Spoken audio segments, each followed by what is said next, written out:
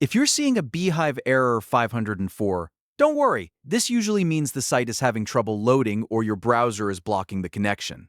In this video, I'll walk you through the easiest fixes step by step, so you can get back into Beehiiv as quickly as possible.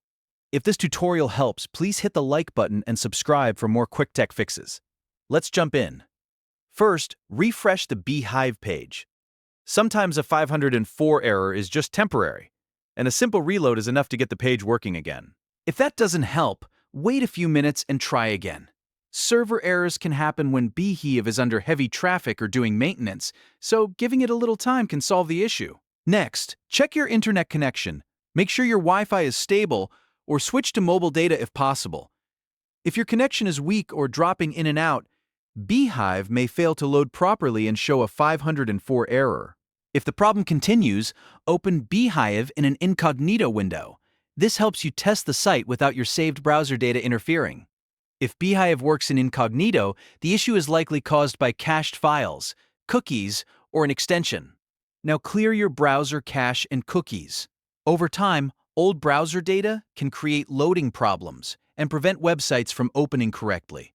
After clearing them, restart your browser and try Beehiiv again. If you still see the error, disable browser extensions one by one. Some extensions, especially privacy tools or script blockers, can interfere with Beehiiv's pages and cause loading issues. Turn them off temporarily, then reload the site.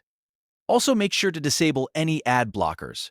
Ad blockers can sometimes block important scripts or page elements that Beehiiv needs in order to load correctly. Once disabled, refresh the page and check if the error is gone. And finally, log out of Beehiiv, then sign back in again. A fresh login can clear session issues and help reset any temporary account or page loading problems. If you've gone through all these steps and Beehiiv still shows a 504 error, the issue may be on Beehiiv's side, and the best option is to wait and try again later.